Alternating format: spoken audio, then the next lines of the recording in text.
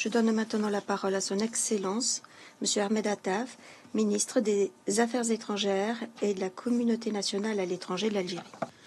شكرا معالي الرئيسة. Merci, Madame la Présidente. Je voudrais remercier également le secrétaire général de son exposé circonstancié sur l'évolution de la situation dans le Liban frère, qui fait face de nouveau à une agression israélienne flagrante, brutale et odieuse, que rien n'égale en laideur, en gravité, que le malheur en cours à Gaza. Cette agression fait partie intégrante de la politique d'escalade adoptée comme approche par l'occupation israélienne colonisatrice, qui l'utilise comme stratégie délibérée sur plus d'un front, dans plus d'un lieu, dans la région du Moyen-Orient dans son ensemble. En effet, cette occupation ne se contente plus de la guerre de génocide commise à l'encontre du peuple palestinien à Gaza et dans la Cisjordanie. Cette occupation provoque crise après crise et tente jour après jour d'asseoir sa criminalité et son pouvoir sur tous les États du voisinage, au Yémen, en Syrie, en Iran et actuellement au Liban. À nos frères libanais, nous faisons part de toute notre solidarité, notre soutien et notre appui face à cette odieuse et abominable agression israélienne qui requiert de nous tous et de notre Conseil une condamnation claire et rigoureuse, ainsi qu'un rejet total et une action urgente pour l'arrêter et amener les auteurs à répondre de leurs actes. Le Liban fait face à une attaque contre sa souveraineté.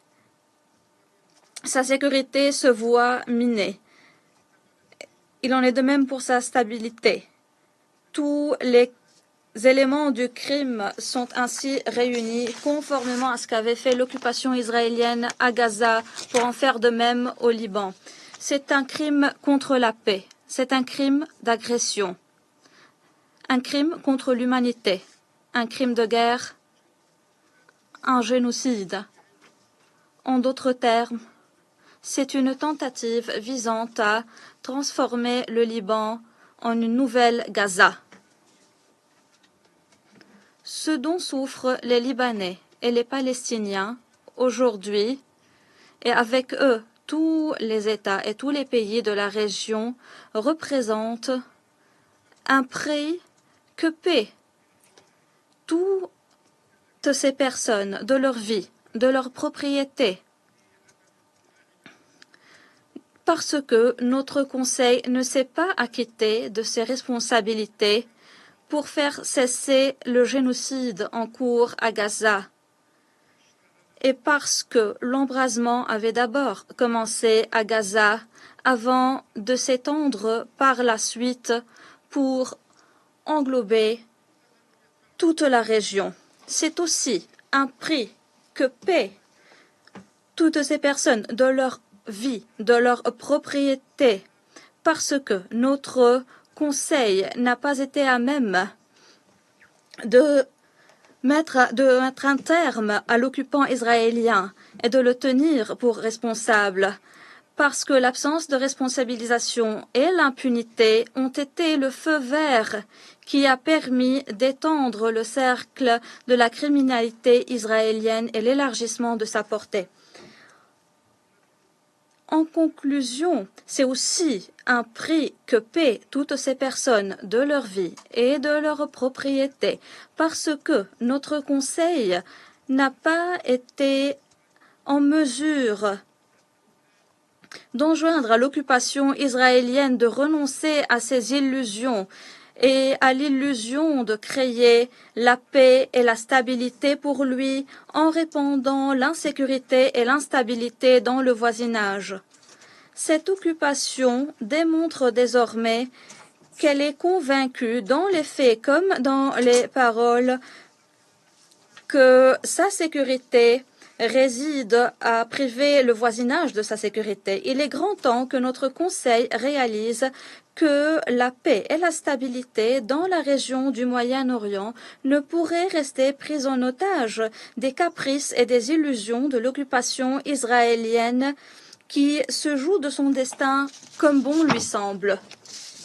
L'occupation israélienne a démontré qu'elle ne croit pas en la paix et ne veut pas la paix et qu'elle se considère comme une exception vis-à-vis de tout ce qui nous réunit sous l'égide de notre organisation en termes de paramètres, de constantes, de règles et de normes. Partant, l'Algérie souligne que l'action pour faire cesser l'escalade est la moindre des choses que l'on pourrait attendre de ce Conseil, aujourd'hui avant demain. La région du Moyen-Orient a ô combien besoin de la conjugaison des efforts de tout le monde pour éviter les affres d'une guerre totale qui pointe à l'horizon proche et non lointain. Dans le même ordre d'idées, nous soulignons que les efforts de désescalade devraient se concentrer en tant que priorité et à ce stade pour mettre un terme définitif à l'enfer dont souffre le peuple palestinien à Gaza.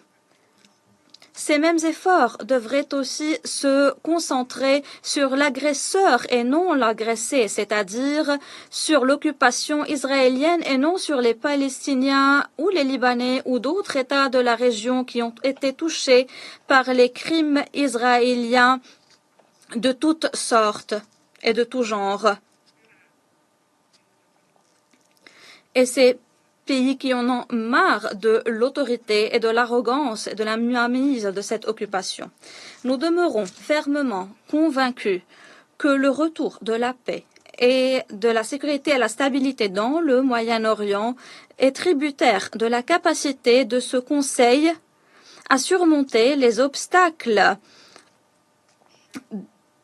et à pouvoir imposer le respect total et globale de l'unité du Liban, de sa souveraineté, de son intégrité territoriale. Elle dépend aussi de la capacité à mettre en œuvre les résolutions adoptées pour faire cesser le feu à Gaza et mettre un terme à l'escalade israélienne systématique dans la région et pour mettre un terme à l'occupation israélienne des territoires palestiniens et arabes et pour imposer la création d'un État palestinien indépendant et souverain en tant que solution juste, durable et définitive du conflit arabo-israélien. Je vous remercie.